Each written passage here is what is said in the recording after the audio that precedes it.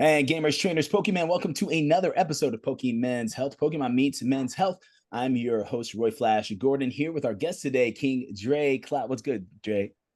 Yo, how's it going, man? Appreciate you having me on. Yo, I really appreciate you being here, dude. I'm excited for this conversation.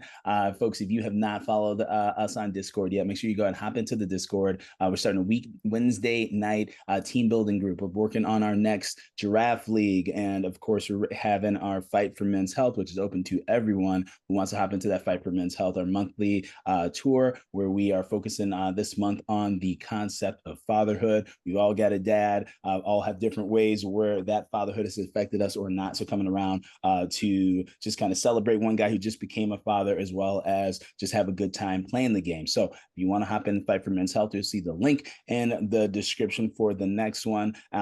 This episode will be coming out after the one that's happening this upcoming weekend, but you can always hop into the Discord as well. We see that link in the description to hop in there. That said, we're going to hop on into it with Dre. Dre, man, why don't you start by telling the people a little bit about who you are, where you're from, what you do for a living, and how old you are, something like that.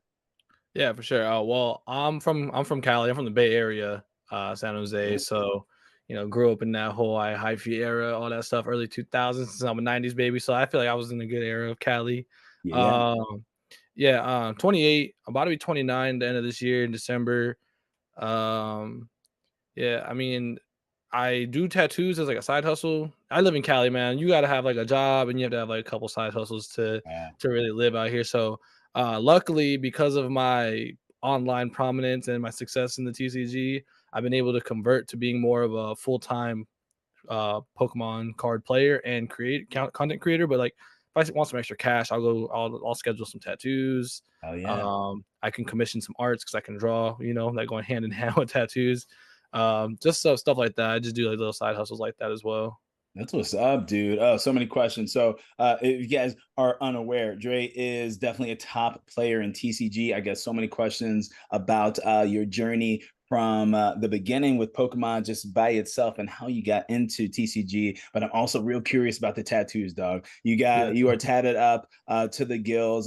People, it's one thing. I think I've noticed you at multiple tournaments before. Just we haven't had an opportunity to connect, but you got some great work done. What inspired you to get started with tattoos? When did you like get your first one and then kind of move down that direction? Yeah, for sure. So like my upbringing, I was raised in the hood, so like everybody has tattoos. Everybody I knew, I grew up around like all the thugs, so they was all tatted up all the time, and I Yeah. was like, man, that's cool. My mom had a lot of tattoos. She wasn't ever gonna tell me no. She just told me that I had to wait till I was 18 because I didn't know my dad, but she knew. So she's like, your dad is tall. You're gonna be tall, and you get tattoos too early, they're gonna look all warped and dumb. So she's like, just promise me you'll wait till you're 18. That's all I care about. You can get as many as you want from there. So that's how like I kind of but I've always been like fascinated with tattoos. I've always liked the way they look. And like I remember as a kid just drawing on myself with markers, planning out my tattoos. Like, I'd be bored in class and I would just like sketch out my future tattoos. So like my whole right sleeve has been has been a work in progress since I was a child. Like Wow. yeah, That's so what's up. I've known about what I wanted, what I wanted. That's why like you people ask me like, do you regret any tattoos? I'm like, nah. Oh I've yeah. planned pretty much all of these for a long time. Yeah, dude, that's super dope. That's super dope. And I definitely I grew up in the hood as well. My mom had a bunch of tattoos. She didn't have any at one point. I remember being like little. She came home with one and I was like, "Oh, wow, my mom's a badass. Like I Yeah, need to get one of those." And my 18th birthday, she took me to get my first tattoo. It's just a little punk nice. ass thing. I got a lot more since then. But that will always be a memory. Her coming home with her first tattoo and then years later taking me to get my first one. So super duper Yeah, dope. so dope. Yeah, man. So tell us a little bit about just the Pokemon journey. How did it start for you in the first place? And then take us up to you becoming the TCG giant that you are right now. I appreciate that. I wouldn't say I'm a giant, but like, yeah.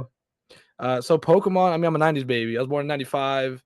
Uh, so I just grew up Pokemon always being a big thing. I grew up when it was like the big boom of it. My cousin, I'm the oldest out of like 9 kids, so the only kind of like comfort I had in like a big brother because I didn't have a dad was like my cousin because he was a year older than me. And he lived with my grandma, so he got all the stuff.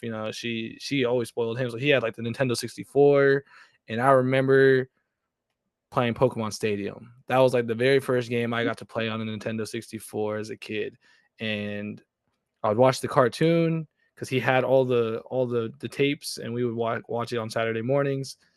And I just loved it as a kid. I just could never, I grew up pretty underprivileged, so I couldn't get the cards. I remember I was a bad kid, man. Me and my brother, we go to Walmart, Target, Kmart. We were stealing cards. Let's go. We was popping packs in the store, walking out with them. Don't recommend doing that, but as a kid, I had no other choice if I wanted to Mhm. them. I'd rather do that than like get in trouble from stealing from some kid at school. Totally. I wouldn't do that. I didn't have the thought in me to do that. So taking from a big multi-million company, I guess seemed not Yeah. as bad to a kid. Yeah, But dude. I grew up, but then after it took a long time before I really got to like be in it seriously. Like I had to focus more on like helping like I said, I'm the oldest of 9 kids, and pretty much none of us had our dads around. I focused mostly on like helping my mom as the oldest, taking care of my siblings. Mhm. So getting like any kind of like childlike enjoyment that wasn't really much once I could figure things out. And that kind of put me more into the street life too, because I needed money. Yeah. And so it wasn't I had to put a lot of that on the back burner. And then I went through my high school stuff. I actually got picked up for college for football. I picked up football Nice. pretty well. Went to college on a scholarship. Um, and then I just kind of lost my love for football because of all the politics that go with like Mm. coaching changes, and it's all about Yeah. who you know to more than your skill to climb the depth charts in certain places. And What so position did you play? I played quarterback. No, don't, dude, bro. We're gonna have some talks offline and shit too, man. So you played in Yeah. high school? Did you play quarterback in high school too? Yeah, I played all 4 years of high school. Yo, that's what's up, man. That's what's up. Me too. Yeah, nice. What'd you Hell play? yeah. Quarterback in high Oh school. I shit. didn't go to Oh college dude. though. I didn't go to college, but I Okay. played in high school. Yeah, yeah. That's what's up. That's what's up. What's up, Yeah. dude? I never got to play football before because once again, underprivileged, couldn't afford all the stuff. Yeah. So the first time I picked up a football was in high school, and I'm a big burly dude, and I've been like I'm Puerto Rican and Samoan. Yo. So like I'm just built pretty girthy. And so Yeah. before I got really tall my freshman year, I was just stocky. So they had me playing linebacker. And like when you were on the freshman team, you guys go, you're the chain gang for the varsity games, Yeah. right? Yeah. Yeah. Yeah. So I'm out on the field for one of the games, and it's halftime. So we stayed on the field, and we're just like throwing the ball on the field while the varsity teams are in the locker room during halftime. Mhm. And I guess when the varsity coaches they were coming back out, they saw me just bombing the ball, and I didn't realize I was bombing it. Like I just You're was just throwing the ball. playing. I was just playing catch with my teammates. I was a linebacker. They had me playing linebacker on the freshman team. I was just playing catch, and yeah, the head coach I guess said something to the freshman head coach because that coming we had film on Saturday, so we didn't get on the field. So that Monday after class, we started getting dressed up for practice. They're like, "Hey, you're getting second team snaps at quarterback." I'm like, "Oh, okay." So that's how that happened. It's pretty funny. That's crazy, bro. That's crazy. So you got to college, were playing in college, and you decided to step away due to the political scene with coaches and whatnot. Yeah, my I went from being like next in line. I was supposed to be going to getting the starting snaps because the quarterback ahead of me was a senior graduating. There was a sophomore that was transferring out, and then I was projected. I was getting the second team snaps all year my first year as a Mm. freshman, and so I should have been the starter. But my coaches got fired that year going into my sophomore year, Mm. and so that spring ball comes. I should be because I've been the longest tenured one there, projected to be the starter. All Yeah. the articles, everything had me projected to be the starter.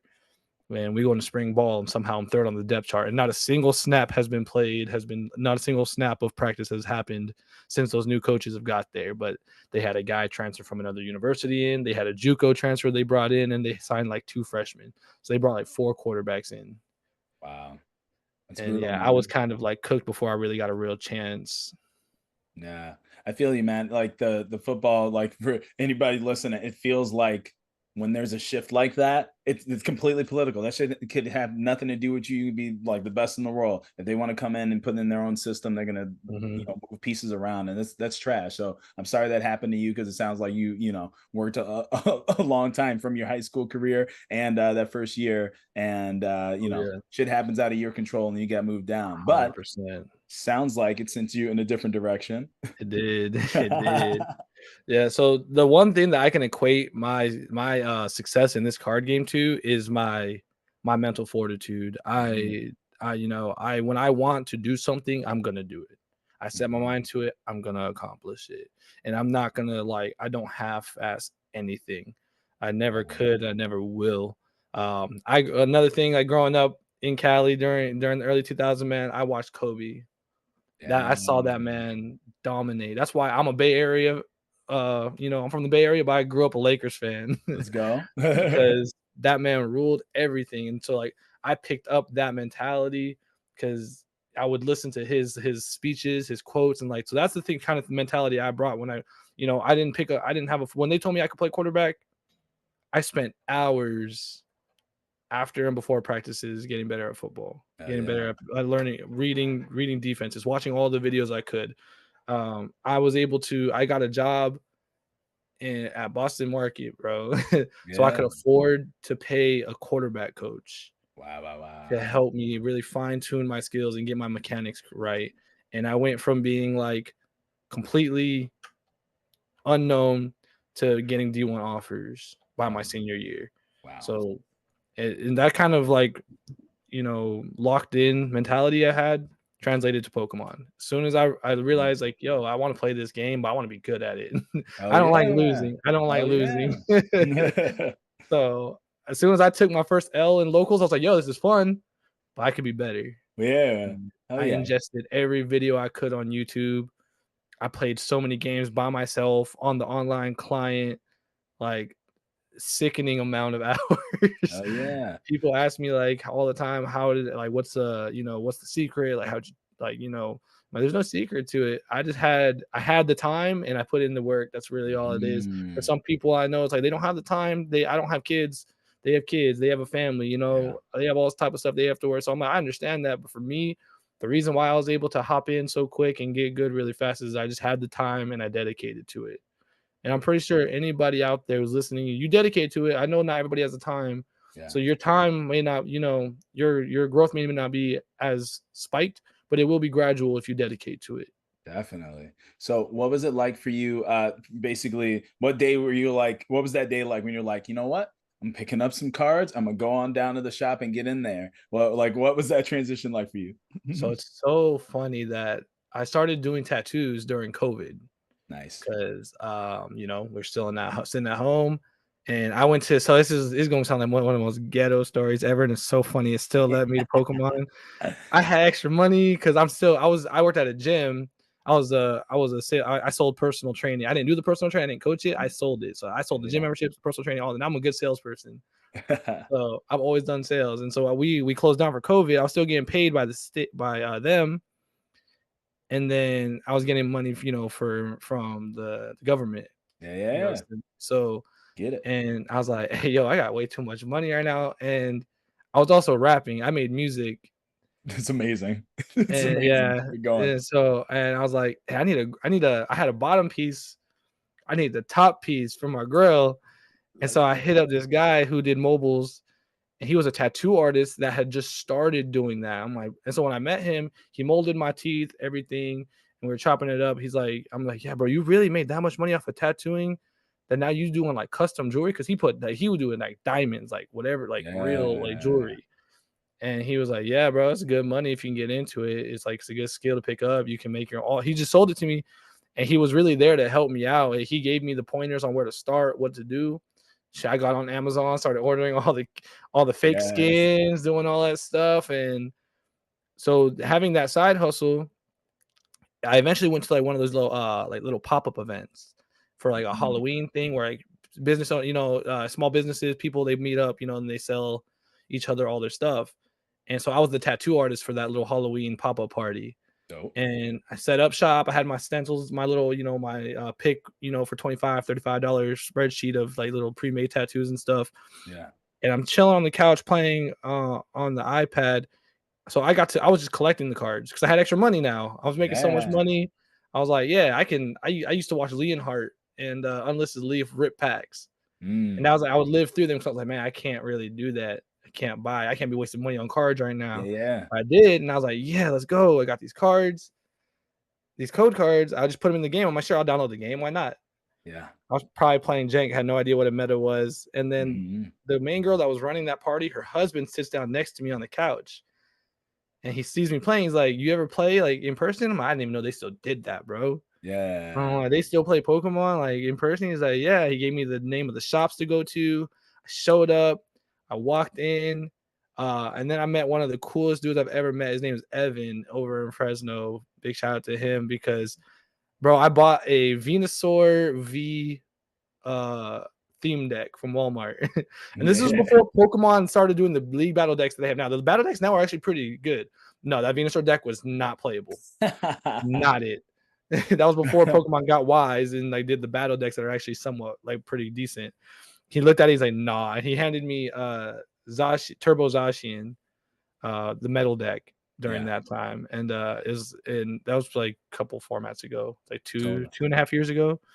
So yeah, he gives me that. He explains it, goes a real quick run through of the deck, and I go like I think I won one round out of four. They went 1-3. I had Yeah. fun though.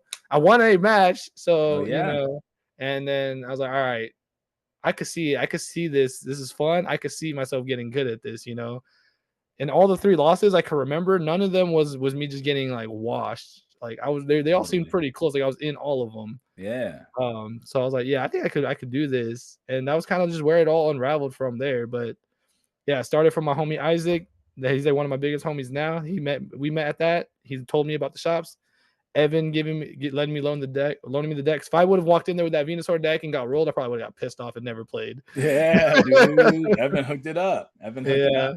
Duh, that's a crazy story. I just love when you're out here doing your thing, putting yourself out there with this completely different thing, and you run into the right person that right. that sees you playing on your phone, just chilling, and now look at you, and you've had some pretty good results, we can say, since Yeah, then, which is really dope, man. Really dope.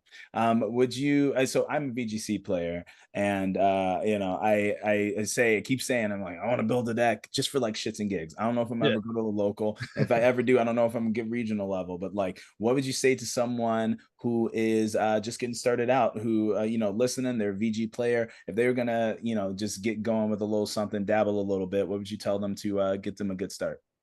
So, I mean, Limitless is a good website. Go on there. You can see all the decks that are doing well, what the meta looks like. And you can literally just copy and paste the winning decks. Mm, Put them into PCGL before you buy any cards, so you're not wasting money on stuff you might not even want to use. yeah, Make sure you like the decks, and then go to your LGS, hit up people online, man. Like that's the one thing that I love about this community ever since I started. That this community is so welcoming and so like good for the most part. There's always the bad apples, but like for the most part, this community is really awesome to be a part of. I met my girlfriend through this community, like yeah. Shout out and Yanapache. yeah, shout out Anabachi. Yeah. But she's like, and I would like, I'm so grateful for this game. This game's brought me so much like happiness and stuff because of the community. So like if you're looking for cards, like if you go to your LGS, hit up people online. Like if you're looking for stuff, you can find that.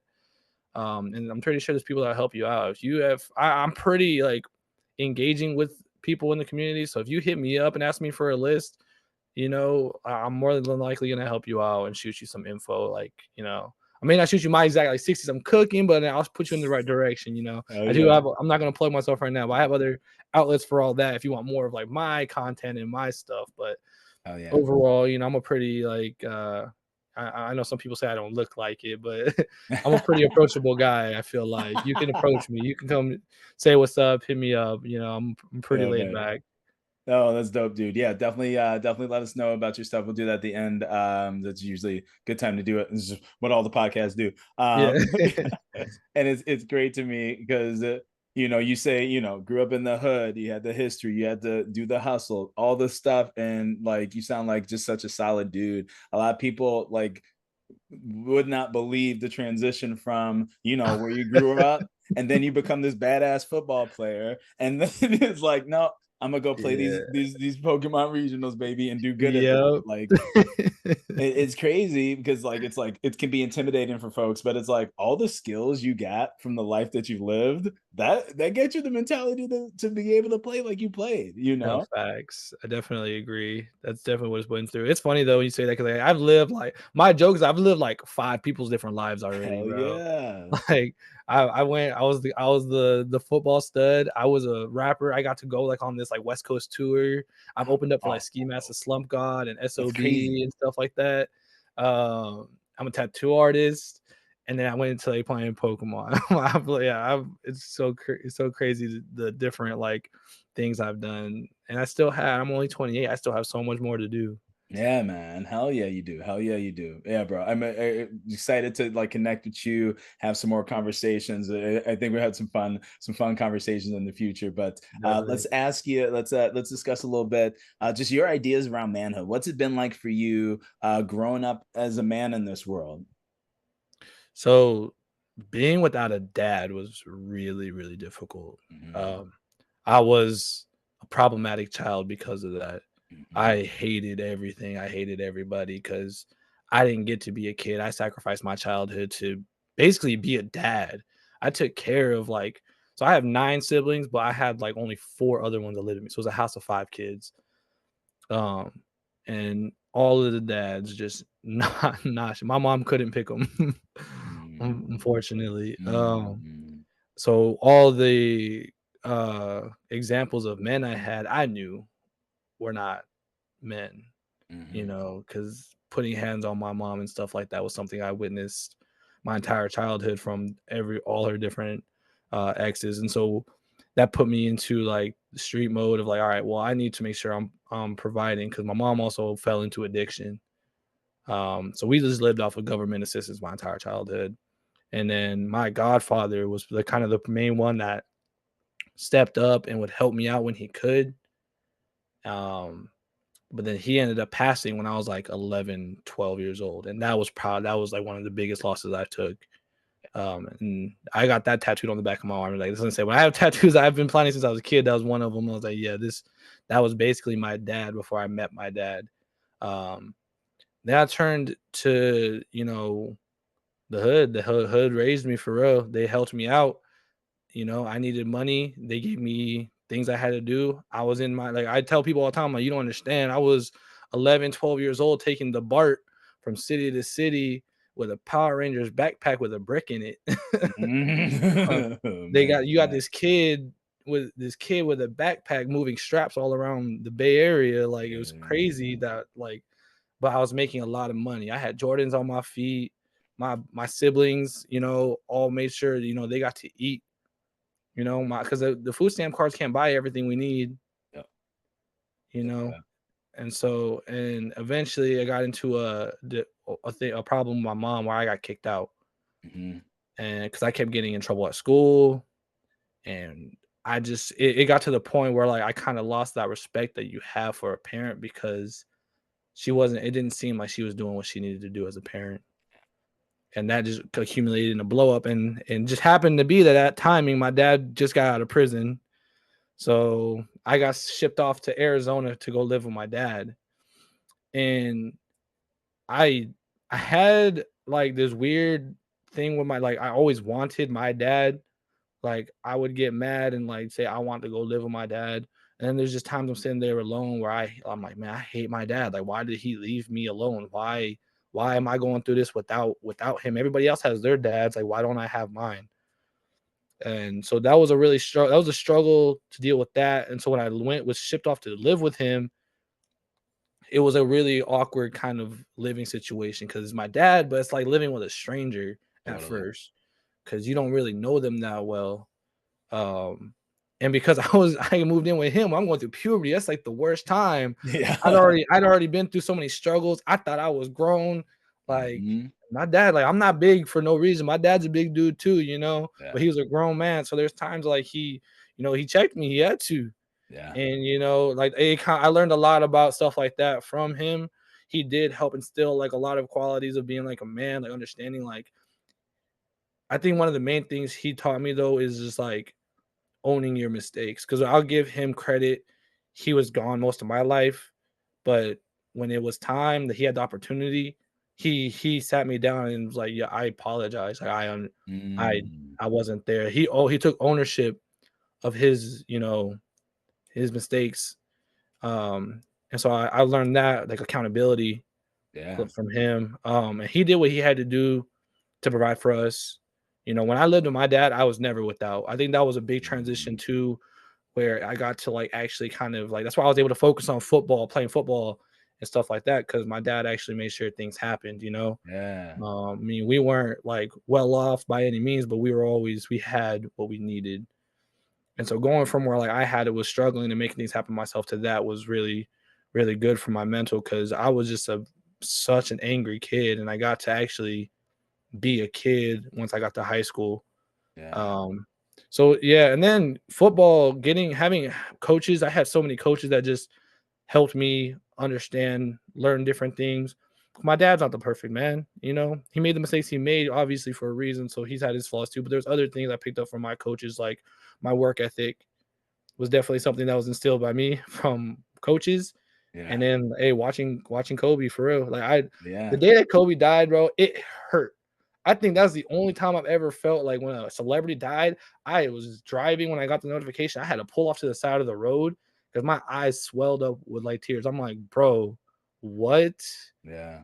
Because I put so much of my like mental fortitude invested in that man, and Mhm. him passing like hurt really bad. It felt like losing a relative. It was Totally. crazy to think about. Someone you respect like that, absolutely, dude. Absolutely. Bro, oof, oof, oof, oof, oof. There's so many points. Um, Hey, so much respect for you, bro, to grow up the way you did. There's some similarities in my story. Grew up in the projects, dad not around. My mom kept, fucking around with random like dudes that just wasn't it. I only had two younger sisters, but my mom and my grandma helped out a lot, right? And we grew up Right. on food stamps and shit, and like real fucking lucky. And I always think about like, the kids next door who they had to go out and be on the block because they didn't have Mhm. like a grandma who's going to come in and help out and shit. And to hear your story, just like, fuck, like that was what that shit was like.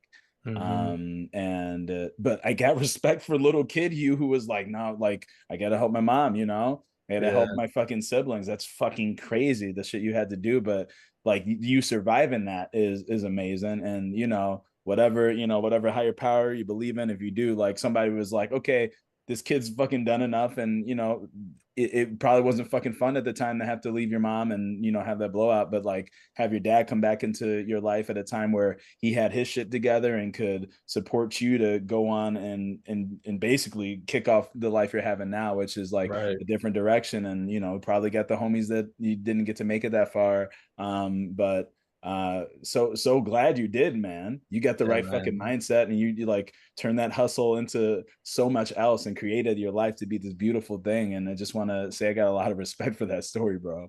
I appreciate it, man. Yeah, it is crazy though to think about the guys that didn't make it like my entire childhood. Like I'm lucky I survived, man. I've had close calls, guns in Mhm. my faces. I have a hole in my leg. I did get hit, in some crossfire. You Yeah. know, people were after my cousin. I was chilling with my cousin on the block and got hit. But So I mean, the fact that I'm still here is definitely, I put that all to God, yeah. definitely. And my Godfather probably helping me. He my guardian angel for looking down on me. Mm-hmm.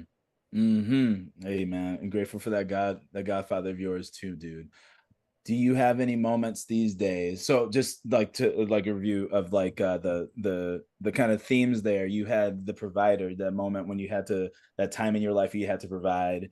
Um and again, the shift in your life, the accountability that you learned from your dad to say like, I'm sorry I wasn't there. And he like put his money where his mouth was and made sure you were good and that you Mhm. were able to go live the life that a kid at your age should be living. So that accountability that you learned from him, and then the work ethic that you got from your coaches, that work ethic that instilled in you through the game, got you to college, and you use to this day, obviously, Right. in the side hustles, in the mons, to be a high level like individual.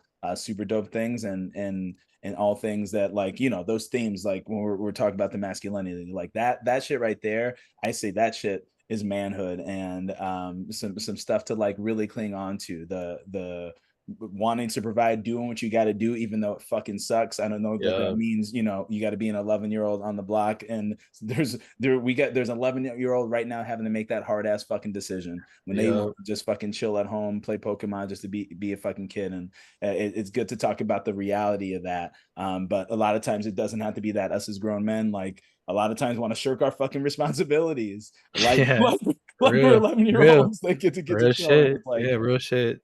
we gotta look at those responsibilities. There's playtime, and if we're grown and we're out here, like, we gotta live up to those responsibilities. And then the accountability piece, like, is one of the biggest things that I see missing, for a lot of guys. And I think it's kind of in the same vein, right? Like, your responsibilities, accountability. Like, if you make a mistake and you own up to that shit, and make up for it, however Yeah. you got to, for the person that may have been on the receiving end of that mistake, etc.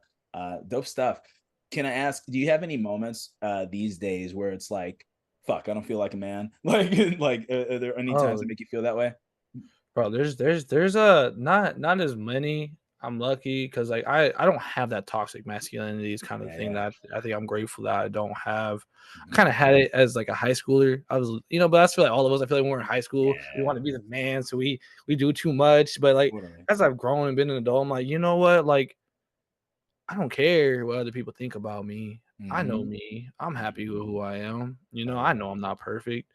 Um, Sometimes it can feel like that though. I know like um really relationship I had previous before this one wasn't like the best.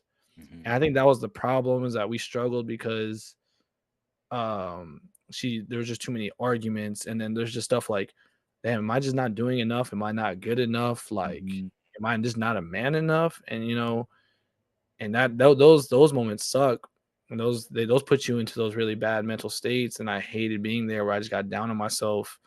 Um, but I would realize like, no, I'm doing everything I can do. I go to work, I put in hours, I help with everything I can help. Like, so I feel like a lot of my mental issues, it's not really around my masculinity. A lot of mine just seem to be rooted in my anxiety. Got you. I have a lot of anxiety on just I feel like we all just develop as we grow up. Because I feel like when I was in the streets, I didn't have this much anxiety. It's just crazy. Yeah. But I think and then so as I've gotten older, it's kind of been it's more just my anxiety of like, man, am I living the right way? Mhm. Am I being a good person? Am I doing the right things? And then like because of like bad relationships I've had, even in my current relationship, like, I have to I need validation a lot, Mhm.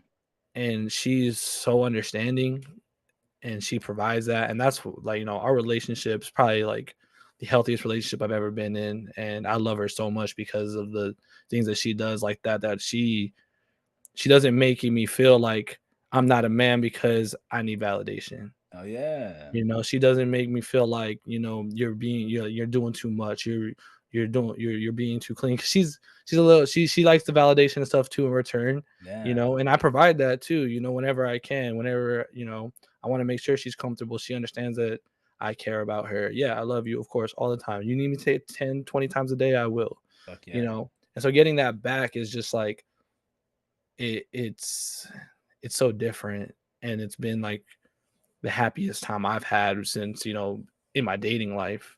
I've Yeah. never had a healthy because I never had an example of a healthy Totally, bro. relationship growing up too. So yeah, a lot of my stuff, but a lot of my mental issues mainly just anxiety because of Yeah. things from my past. I'm like, am I not doing things right? Am I gonna mess things up? That's kind of the big thing. Is I'm always like, man, I just don't want to mess things up. I just don't want to mess up. I don't want to Mhm. ruin things because I feel like I had a tendency of like self destructing and like, Yeah. making things problems when they weren't there because I just wasn't sure, or I just was bored or something. Totally, totally. Man, life has a way of well shit.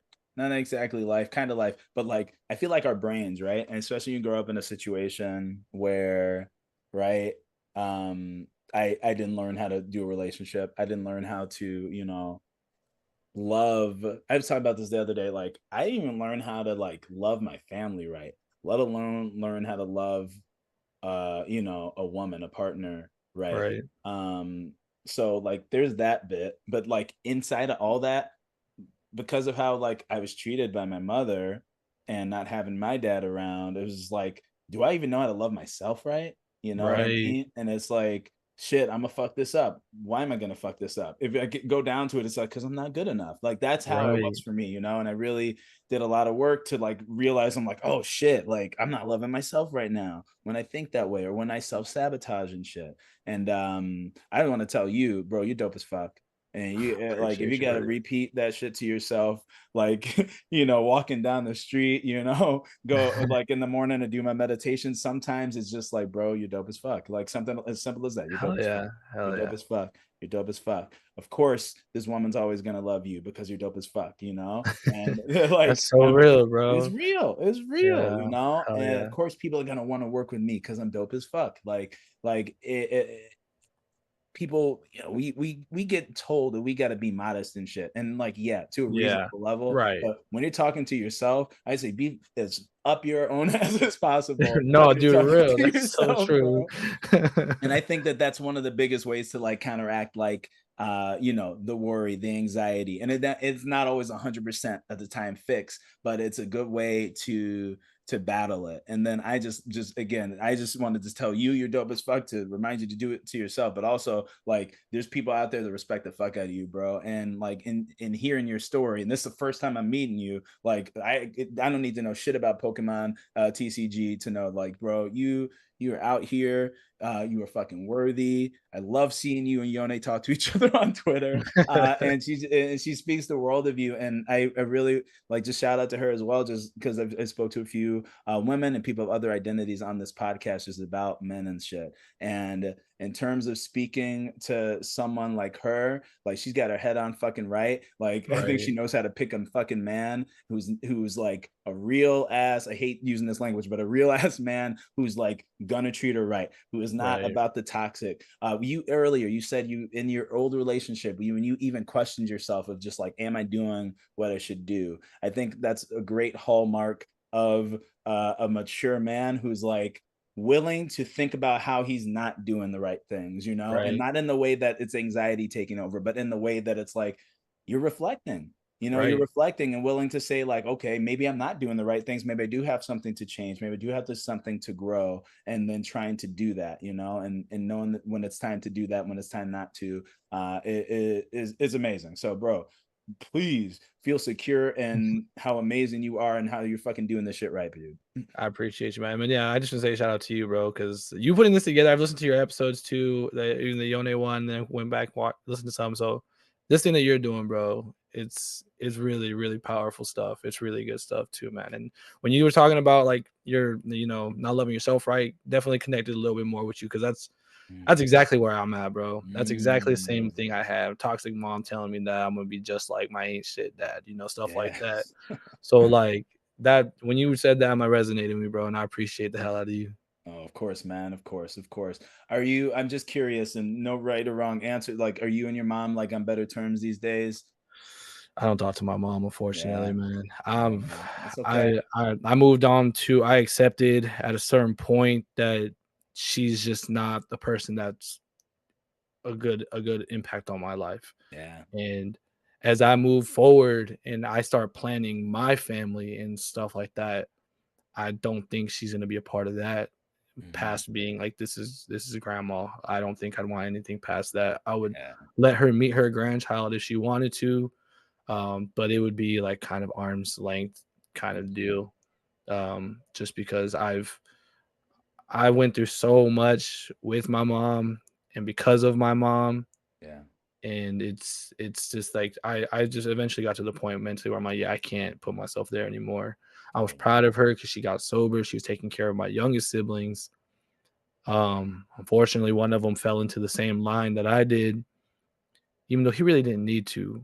But Mhm. where we grow up, it's sometimes you see it, it's like, man, they got money, they got guns, it's cool, they're cool. And I feel like he fell more into like it's cool to do this more than like I need to do this to survive. And I lost my little brother because of that. Mm. And I'm sorry, man. yeah, sorry. No, I'm sorry, dude. I'm fucking sorry. Um so when I got the call that he'd been killed, my mom, I could tell, was just like going off the deep end, and I just knew she wasn't gonna make it. And she went right back into the drugs, and I couldn't tell you where my mom is now.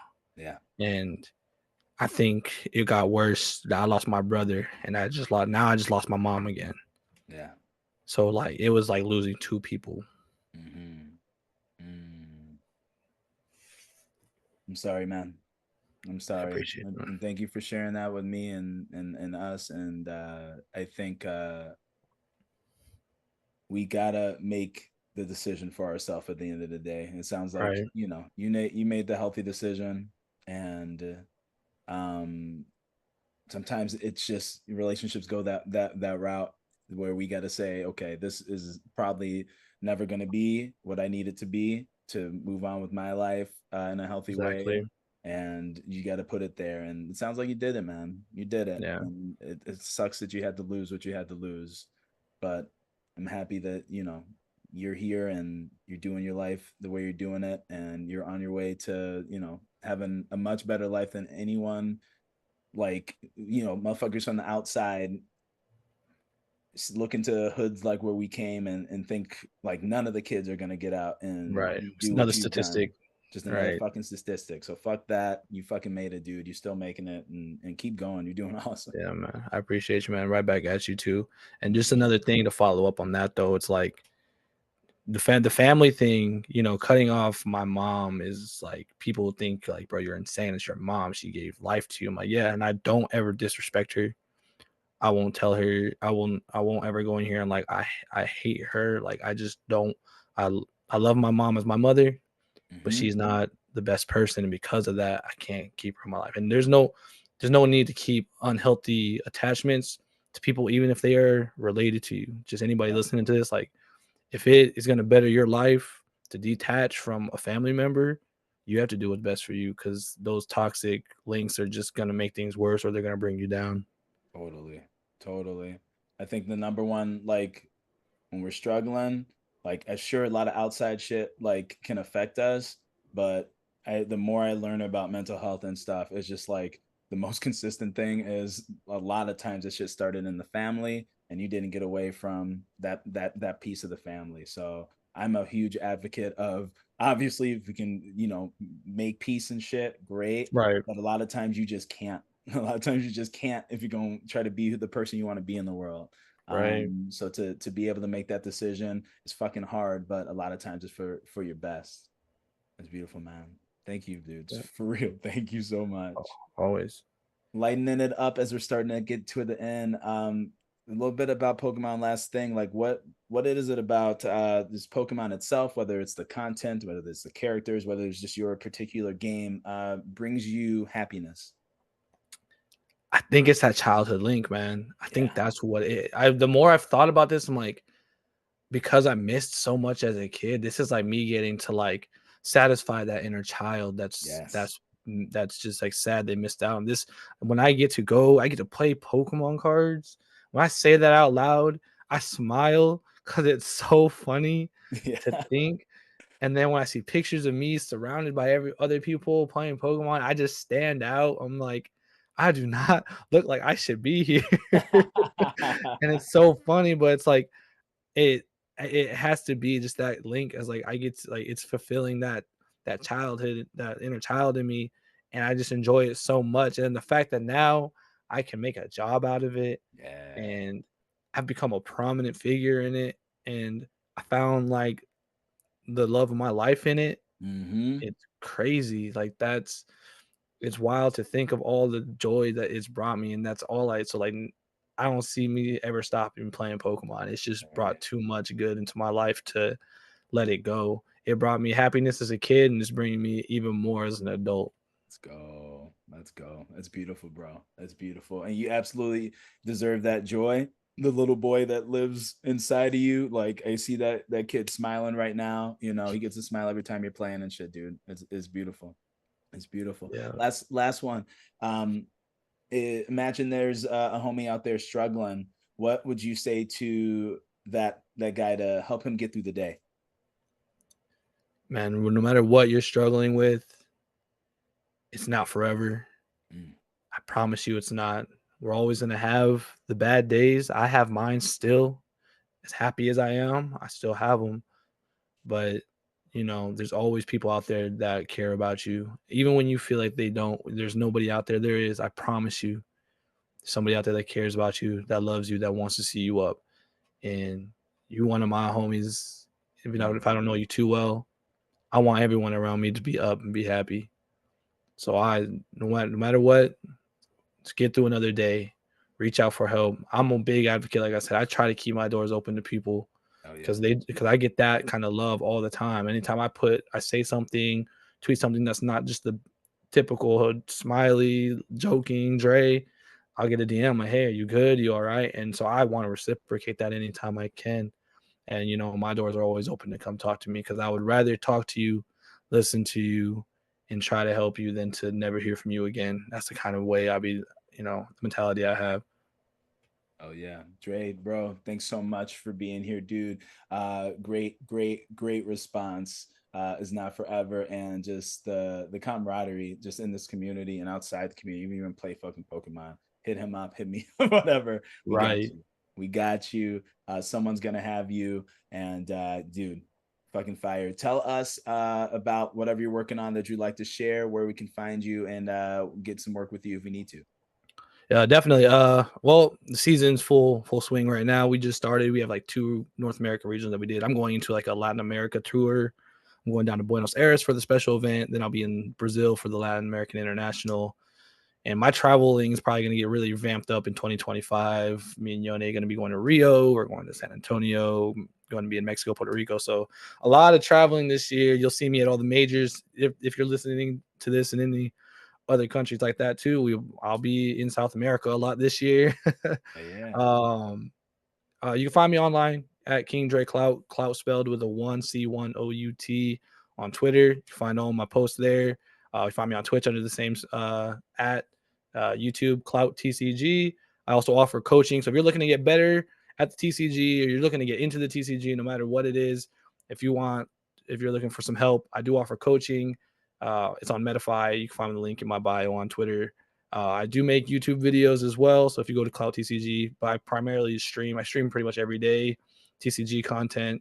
I like doing some shiny hunts once in a while. It's been a little bit of a break since then because I've been focusing a little bit more on the TCG, but I'm going to climb back into, streaming at least once a week where I'm doing like some VGC shiny hunts. And maybe I'll start, talking to, Flash over here to Hey. get some VGC info, see if I can start, I don't know, grinding the ladder, start there before we think about playing at a regional.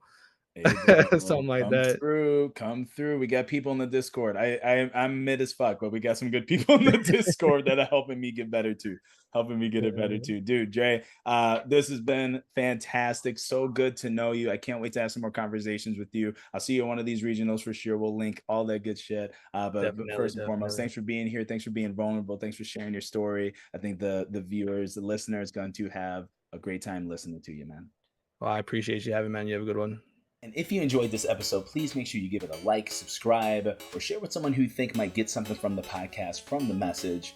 My goal is to get this in front of every guy who could possibly need it so they can not only feel better, but do better and be better for the world.